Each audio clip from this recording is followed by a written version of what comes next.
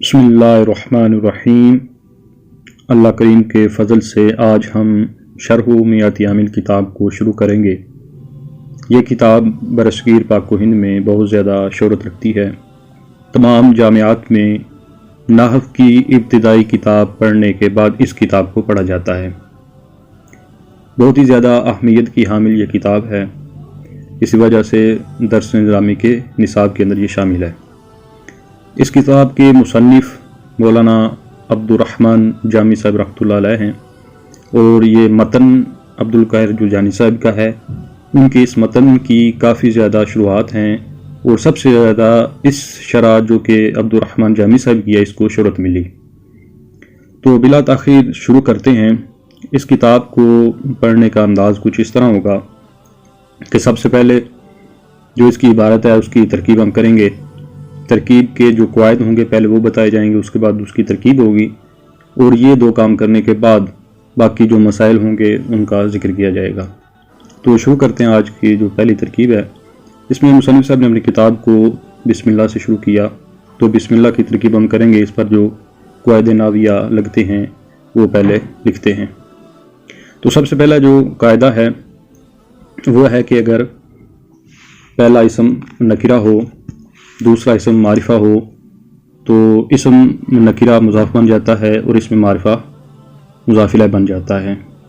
जैसे सय्यदुल अंबियाई और ग़ुलाम ज़ैदिन।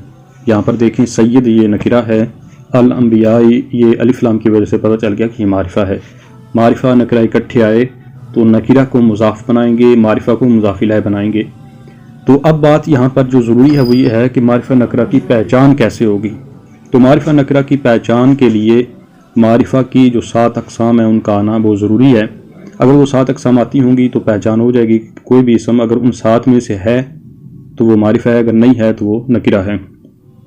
उसके बाद अगला कायदा है कि मुज़ाफ़ हमेशा इसम होता है और उसका एराब आमिल के मुताबिक होता है, यानी ना तो फ़ेल मुज़ाफ़ हो सकता है ना ही हरफ मुज़ाफ़ हो सकता है, इसम ही मुज़ाफ़ होता है।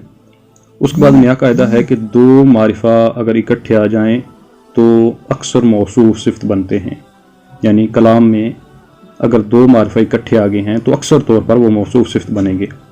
उसके बाद अगला कायदा है कि एक मौसूफ की मुतअद्दिद सिफ़ात आ सकती हैं, यानी एक मौसूफ है उसके आगे 1 2 3 4 सिफ़ात आ सकती हैं, लेकिन सिफ़त की सिफ़त नहीं आती।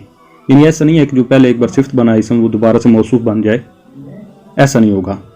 और ना ही एक से ज़ायद मौसूफ हो सकते हैं, यानी कि जब एक मौसूफ बना है तो वो एक ही मौसूफ होगा, आगे उसके बाद जितने अस्मा आ रहे हैं वो उसकी सिफ़त बन सकते हैं, वो मौसूफ नहीं बन सकते।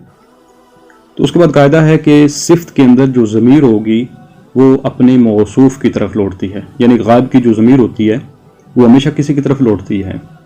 तो सिफ़त के अंदर जो ज़मीर होती है वो अपने मौसूफ की तरफ लौटेगी। उसके बाद है कि मारिफा मुज़ाफ़ नहीं होता। मारिफा कभी भी मुज़ाफ़ नहीं होता। मुज़ाफ़ एक तो यह है कि मुज़ाफ़ इसम ही होता है और फिर इसमें नकिरा होता है, ना कि मारिफा। उसके बाद अगला कायदा है कि कलामी अरब में 2 चीज़ों पर कसरा आता है, एक हर्फ जार का मदखूल और दूसरा मुज़ाफ़ इलैह, यानी एक जिस पर हर्फ जार दाखिल होगा वो मजरूर होगा और दूसरा मुज़ाफ़ इलैह मजरूर होगा। तो इन दो के अलावा अगर कहीं कसरा नज़र आए तो वो फिर तवाबे की कोई किस्म होगी। तवाबे की अक़साम हैं, जैसे मुक़द्दर ताकीद है, मौसूफ सिफ़त है, मुबदल मिन्हु बदल वगैरह। तो इन दो के अलावा जहाँ भी कसरा आएगा तो आपने उसको तवाबे की कोई किस्म बनाना है।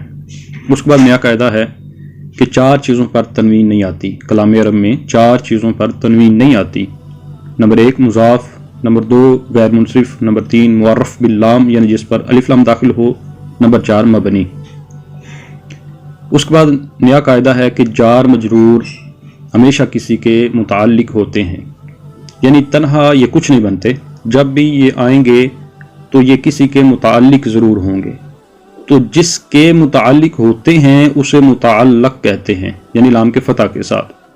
फिर है कि जार मजरूर का अगर मुताल्लिक जो है वो लफ्ज़ में मौजूद है तो फिर उसे कहते हैं ज़र्फ़ लगव, और अगर मौजूद नहीं है तो फिर जार मजरूर को कहेंगे ज़र्फ़ मुस्तक़र। اور پھر ہے کہ جار مجرور کا جو متعلق ہے وہ کیا ہوتا ہے، یعنی فعل ہوتا ہے، اسم ہوتا ہے، کیا ہو سکتا ہے۔ تو وہ 6 چیزیں ہیں عموماً جن کے متعلق جار مجرور ہوتے ہیں۔ ان میں ایک فعل، اسم فاعل، اسم مفعول، اسم تفضیل، صفت مشبہ اور مصدر۔ پھر نیا قاعدہ ہے کہ صیغہ صفت، جب بھی صیغہ صفت کی ترکیب کریں گے تو اس کا فاعل یا نائب فاعل ضرور نکالیں گے۔ تو اب ہے کہ صیغہ صفت کیا ہوتا ہے، صیغہ صفت کہتے کس کو ہیں؟ تو صیغہ صفت اسم فاعل، اسم مفعول، صفت مشبہ، اسم تفضیل، صیغہ مبالغہ اور اسم منصوب، ان کو صیغہ صفت کہتے ہیں۔ تو جب بھی یہ ترکیب میں آئیں گے تو ان کی ترکیب کرتے وقت ان کے اندر جو ضمیر ہوگی، فاعل بن رہی ہے، خواہ وہ نائب فاعل بن رہی ہے، تو اس کو لازمی نکالنا ہے۔ اگر یہ نکالے بغیر ہی ترکیب کر دی تو ترکیب درست نہیں ہوگی۔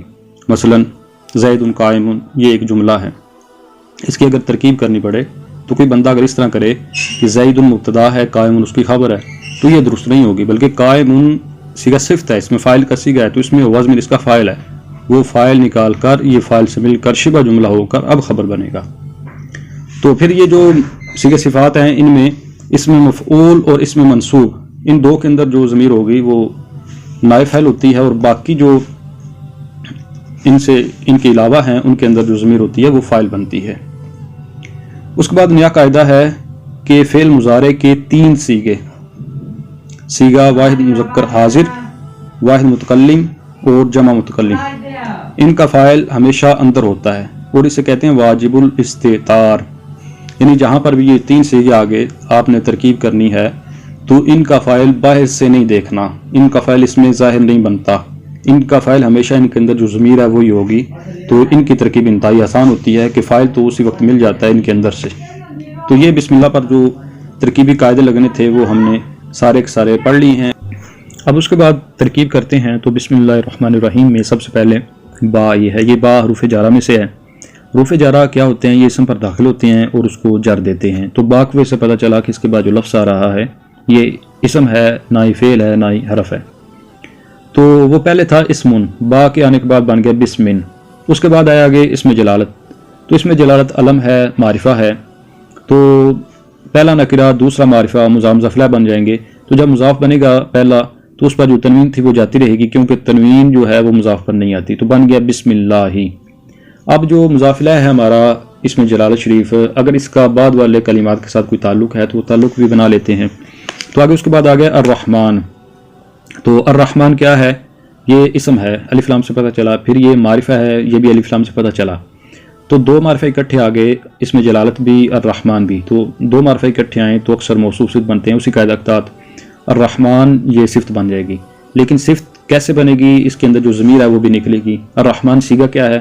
تو یہ یا تو صیغہ اس میں مبالغہ کا ہے یا صفت مشبہ ہے، یعنی اس میں اختلاف ہے۔ تو الرحمن میں ہوا ضمیر اس کا فاعل، وہ لوٹے گی اپنے موصوف کی طرف، کیونکہ صفت کی ضمیر اپنے موصوف کی طرف لوٹتی ہے۔ صیغہ صفت اپنے فاعل ہوا سے مل کر شبہ جملہ اسمیہ ہو کر یہ صفت ہوگی اسم جلالت کی۔ اس کے بعد اب آگے ہے الرحیم۔ تو اس کو ترکیب میں کیا بنانا ہے؟ یہ اسم ہے اور پھر یہ اسم معرفہ ہے۔ اب الرحمن بھی معرفہ تھا، الرحیم بھی معرفہ ہے، 2 معرفہ اکٹھے آئے، لیکن یہاں پر ہم اس کو موصوف صفت نہیں بنائیں گے، اس لیے کہ الرحمن یہ پہلے ہی صفت ہے اور صفت موصوف نہیں بنتی۔ تو یہ قاعدہ ضرور ہے کہ ایک موصوف کی ایک سے زائد صفات آ جاتی ہیں، تو اس لیے اسم جلالت کی ہم 2 صفتیں یہاں بنا لیں گے۔ تو الرحیم کو بھی صفت بنائیں گے، الرحیم صیغہ صفت، صفت مشبہ یا صیغہ مبالغہ۔ تو اس میں ضمیر اس کا فاعل، صیغہ صفت اپنے فاعل سے مل کر شبہ جملہ اسمیہ ہو کر یہ صفت ثانی ہو جائے گی، اور اس کی ضمیر جو ہے یہ بھی اپنے موصوف کی طرف لوٹے گی۔ اسم جلالت شریف اپنی دونوں صفتوں سے مل کر یہ ہو جائے گا مضاف الیہ، پھر مضاف مضاف الیہ مل کر با جار کا مجرور۔ اب جار مجرور آگے ہیں تو یہ ہمیشہ کسی کے متعلق ہوتے ہیں، اور ان کا متعلق جو ہے وہ فعل بھی ہو سکتا ہے، باقی جو اسماء ہیں وہ بھی ہو سکتے ہیں، یعنی اس میں فاعل، اس میں مفعول، صفت مشبہ، اس میں تفصیل وغیرہ۔ تو یہاں پر جو مشہور ہے نکالا جاتا ہے ہمارے ہاں وہ ہے اشراؤ، یعنی میں شروع کرتا ہوں مضارع کا صیغہ نکالا جاتا ہے، تو ہم بھی نکال لیتے ہیں اشراؤ۔ اشراؤ صیغہ کون سا ہے؟ یہ صیغہ فعل مضارع کا ہے، صیغہ ہے واحد متکلم کا۔ تو واحد متکلم کی ترکیب جب بھی آئے تو اس کا جو فاعل ہوگا وہ ہمیشہ اس کے اندر ہوتا ہے، واجب الاستتار اس کو کہتے ہیں۔ تو اشراؤ فعل ہے، اس میں آنا ضمیر اس کا فاعل ہے، اشر و فعل اپنے فاعل اور اس جار مجرور سے مل کر یعنی اس متعلق سے مل کر یہ جملہ فعلیہ، خبریہ، لفظاً اور انشائیہ مانن ہو جائے گا۔ اب ترکیب کے بعد اس کے وجوہ اعراب کو دیکھتے ہیں، تو وجوہ اعراب میں یہ بتانا ہوتا ہے کہ اس پر جو اعراب آ رہا ہے وہ کس وجہ سے آ رہا ہے، اس کا عامل کون ہے۔ تو بسم اللہ میں جو اسم ہے یعنی لفظ اسم، یہ مجرور ہے حرف جار کی وجہ سے۔ اس کے بعد جو اسم جلالت شریف ہے یہ مجرور ہے مضاف الیہ ہونے کی وجہ سے۔ اس کے بعد جو الرحمن ہے یہ مجرور ہے تابعیت کی وجہ سے کہ تابع کے اقسام میں سے ہے، اور جو اعراب مطبوع کا ہوتا ہے وہی اس کے تابع کا ہوتا ہے۔ تو اس میں جلال شریف یہ موصوف ہے، یہ مطبوع ہے، تو آگے الرحمن یہ صفت ہے، یہ تابع ہے، تو اس کا اعراب بھی وہی آئے گا۔ تو یہ مجرور ہوا تابعیت کی وجہ سے۔ الرحیم یہ بھی تابعیت کی وجہ سے مجرور ہے۔ اب ترکیب اور وجوہ اعراب کے بعد اس کا ترجمہ کرتے ہیں۔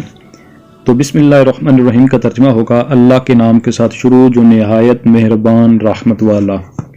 اب اس کے بعد کچھ اضافی باتوں کی طرف بڑھتے ہیں۔ تو اس میں سب سے پہلا یہ اصل میں تھا اسمون، تو الف حمزہ وصلی اس کے شروع میں تھا، وہ گر گیا کہ حمزہ وصلی جب بھی درمیان کلام میں آئے تو وہ گر جاتا ہے، پڑھنے میں گر جاتا ہے۔ تو بار فجار جب داخل ہوئی تو وہ حمزہ وصلی درمیان کلام میں آیا، تو اس وجہ سے قاعدہ کے تحت وہ گر گیا، یعنی لفظوں میں گر گیا۔ لیکن یہاں پر تو لکھنے میں بھی گر گیا ہے، خط میں بھی گر گیا ہے، اس کی کیا وجہ ہے؟ تو یہ تخفیف کے لیے اس کو یہاں سے حذف کر دیا گیا۔ اس کے بعد آگے ہے اس میں جلالت۔ اس میں جلالت کیا مشتق ہے یا غیر مشتق ہے؟ تو اس میں جلالت میں دو مذہب ہیں۔ سیبویہ کے نزدیک یہ اصل میں الہن تھا، تو پھر حمزہ کی وضع الف لام لے کر آئے، پھر لام کلام ادغام ہوا تو اللہ بن گیا۔ جبکہ باقی جو علماء ہیں ان کے نزدیک یہ غیر مشتق ہے، یعنی یہ علم ہے واجب الوجود کا۔ اور اس میں امام اعظم ابو حنیفہ رحمۃ اللہ علیہ کا بھی یہ مذہب ہے، امام شافعی کا، خلیل کا، زجاج کا، ابن کسان کا، اور بھی بہت سے بڑے بڑے جو علماء ہیں ان کا یہ مذہب ہے کہ یہ غیر مشتق ہے۔ اس کے بعد آگے آ گیا الرحمن۔ تو الرحمن جو ہے یہ اللہ تعالیٰ کی صفت ہے یہاں پر بھی، اور الرحمن اللہ تعالیٰ کی ایسی صفت ہے کہ اس کا اطلاق غیر خدا پر کرنا جائز نہیں ہے۔ اس کے ساتھ ہی آج کے سبق کا اختتام ہوا، تو انشاءاللہ نئے سبق کے ساتھ حاضر ہوتا ہوں، تب تک کے لیے اجازت۔ السلام علیکم ورحمۃ اللہ وبرکاتہ۔